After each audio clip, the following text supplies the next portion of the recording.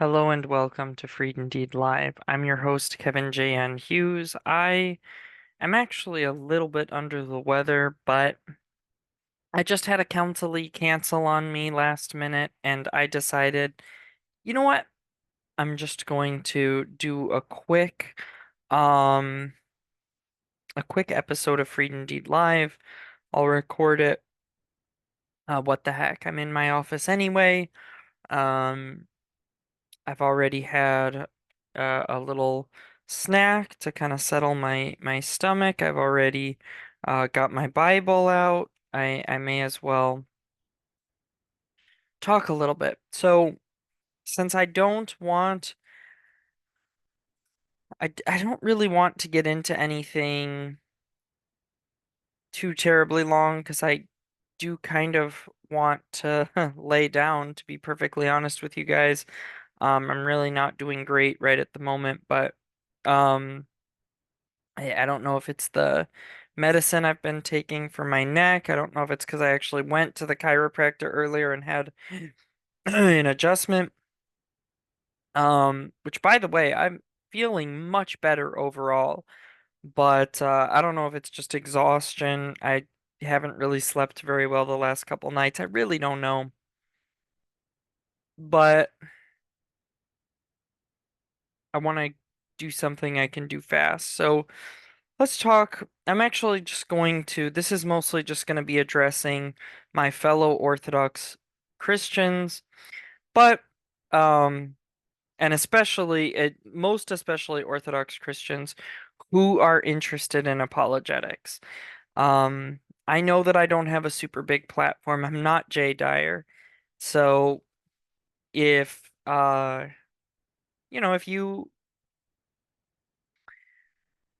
you feel like I'm not somebody that you really want to emulate on the apologetics front, then I guess feel free to ignore what I'm about to say. But I do believe that the saints have a lot of wisdom for us on how to carry out apologetics, and I have been doing this for quite a few years now, and I have strived to do apologetics in a way that honors God and in a way that is consistent with the way of the saints. So if you're interested in understanding that, and if you're interested in that, then whether you're Orthodox or not, I suppose this video is for you. So, one of my favorite passages regarding apologetics is Acts chapter 17. In Acts chapter 17, it says, "Now while Paul waited for them at Athens, his spirit was provoked within him when he saw that the city was given over to idols. Therefore he reasoned in the synagogues with the Jews and with the Gentile worshippers, and in the marketplace daily with those who happened to be there. Then certain Epicurean and Stoic philosophers encountered him, and some said, 'What does this babbler want to say?' But others said, 'He seems to be a proclaimer of foreign gods, because he preached to them Jesus and the resurrection.' And they took him and brought him to the Areopagus, saying, 'May we know what this new doctrine is of which you speak? For you are bringing some strange things to our ears. Therefore we want to know what these things mean.' For all the Athenians and foreigners who were there spent their time on nothing else but either to tell or hear some new thing. Then Paul stood in the midst of the Areopagus and said, 'Men of Athens, I perceive that in all things you are very religious, for I was passing through and considering the objects of your worship, and I even found an altar with the inscription to the unknown God. Therefore the one whom you worship without knowing, him I proclaim to you, God who made the world and everything that is in it. Since he is the Lord of heaven and earth, and does not dwell in temples made with hands, nor does he need anything, since he gives to all life, breath, and all things. And he made from one blood every nation of men to dwell on the face of the earth, and has determined their pre-appointed times and the boundaries of their dwelling, so that they may seek the Lord, and in the hope that they might grope for him and find him, though he is not far from each one of us. For in him we live and move and have our being, As some of your own poets have said, for we are his offspring. Therefore, since we are offspring of God, we ought not to think that the divine nature is like gold or silver or stone, or something shaped by art of man's devising. Truly, these times of ignorance God has overlooked, but now commands all men everywhere to repent, because he has appointed a day in which he will judge the world in righteousness by the man whom he has ordained. And he has given us assurance of this to all by raising him from the dead. And when they heard of the resurrection from the dead, some of them mocked, while others said, "We will hear you again on this matter." So Paul departed from among them. However, some men joined him and believed. Among them was Dionysius, Saint Dionysius the Areopagite, a woman named Damaris, and others who were with them. So, why is this my favorite passage on apologetics? Because Paul's method is the Christian method of doing apologetics. Paul's method here shows us how apologetics should be conducted. Saint Herman of Alaska is an awesome example to us of the missionary work. And the way that Saint Herman reached the people of Alaska was not by showing up and saying, "Wow, you guys are just stupid. Why do you worship idols? Why do you do stupid things? Why do you worship demons? Haha, this is dumb. You guys suck. You guys need to become Christians." No, Saint Herman arrived in Alaska, and just like Saint Paul, there's a lot of parallels here. Saint Herman and Saint Paul, they both arrived in this place full of pagan worshippers doing pagan things, and they were both grieved in their spirit when they saw people in bondage to false gods. But they lived among them.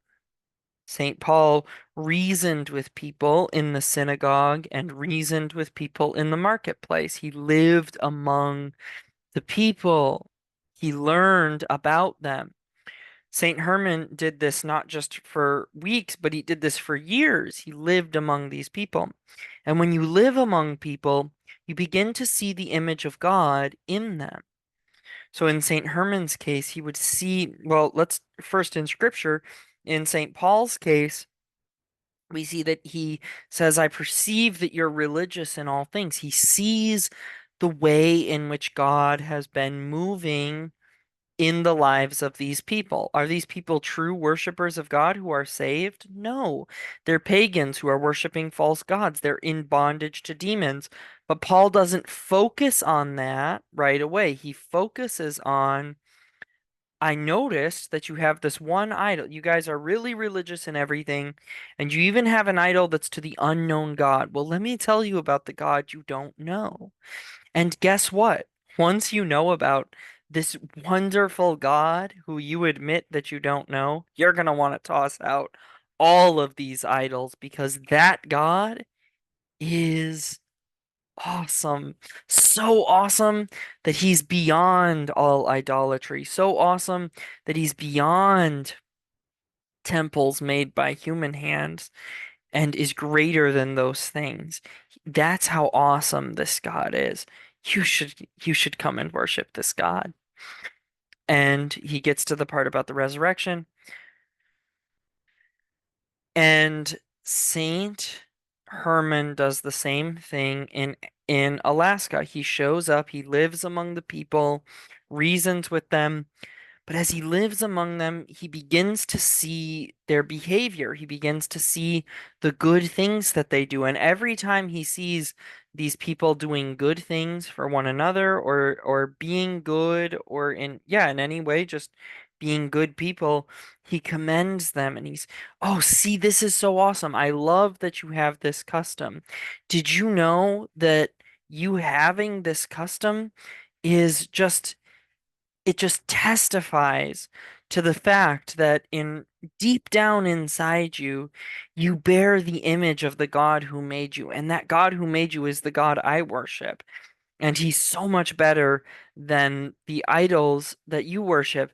Don't you want to come and know this God who made you and loves you and whose image you bear? And I can tell you bear his image because you're behaving like a person who bears his image. Look at this thing you do. And the people in Alaska said, wow, we've always been Christians. We just needed someone to show us the way to be Christians. And some of the people in Greece said the same thing, like Saint Denis the Areopagite and Saint Damaris and the others who were with them. They said, wow, this Christianity thing is amazing. And they followed. He reaches the God we don't know, and that God is awesome. We're going to go be a part of this Christianity thing. And so, if Saint Paul and Saint Herman could interact with pagans in this way, then to my mind, in my context, I think that we in the United States, that we Orthodox Christians in the United States can interact with Presbyterians and Lutherans and Roman Catholics in the same way. I don't think it's required of us to constantly be, you know, oh, everything you guys believe sucks. You guys are heretics and blah, blah, blah. I don't think that's the point. I don't think we should shy away from the fact that Holy Orthodoxy is the true church and that we have the fullness of the faith. But I think we should approach it from a place that's different from the direction that a lot of people do.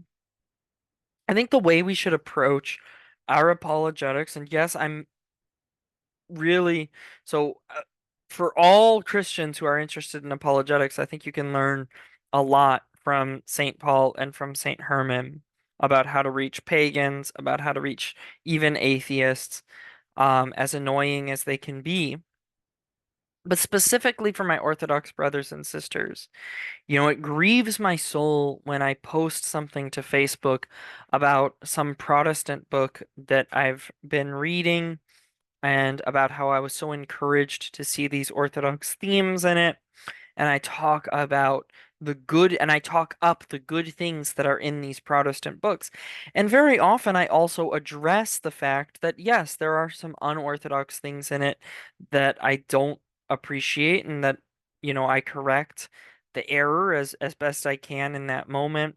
But I always speak up the things that are very orthodox in these books. And it grieves my soul when I see comments from fellow Orthodox Christians, fellow apologists. Oh, well, that guy's a Calvinist. You can't read that book. It's stupid. Um, yeah, I know he's a Calvinist, but I'm not praising the fact that he's a Calvinist. I'm praising the fact that he gets this particular thing right. He might be wrong about Calvinism, but he's right about marriage. He's right about how to have a biblical, God-honoring marriage, and he says great things about that. So let's talk up that and then encourage him. Hey, I love seeing how the book that my church gave you, that the Orthodox Church has given you, I love seeing how it's changed your life and your marriage. Imagine what God would do in your life if you had the fullness of the resources that are available in His holy church. Given what you've already done with our book, imagine what you could do with all of the fullness of the resources of the faith that you're neglecting. You have this one resource this one collection of books, this one resource that you've accepted from my church. And I can see how much it's done for you, how much it's transformed your life. Imagine what would happen if you accepted all the rest of what God has given to the Orthodox Church. I think that should be our approach, just like Saint Herman of Alaska loved the Alaskan people and brought them into the Orthodox faith because he loved them. So too, I think that our approach to Protestants and Roman Catholics can be an approach of truly loving them and truly striving to see the image of God at work in them. So, and not just Roman Catholics and Protestants, I even think that we can approach atheists in this way, although frankly, I can't, in good conscience, recommend reading atheist books, because there's not really, or even watching their YouTube videos, because there's just not really value there. Um, but when you interact with, an individual atheist, seeing the image of God in them as a person, um, that's what and encouraging them. I guess my philosophy of apologetics is that we should be so encouraging as Orthodox Christians and as apologists that when people think of us, they think, man, that guy is he's such an encourager. He's just the most encouraging person I know, the most uplifting person I know, and I truly believe that if that's what they see in us, then they will want to have what we have. Whereas if they see us as critical, judgmental, whatever, then I don't see why they would want to have what we have. So go out, be icons of Christ. Thank you very much for watching. Please share this with your friends who are interested in apologetics so that they too can help others to be freed indeed. Thank you and God bless.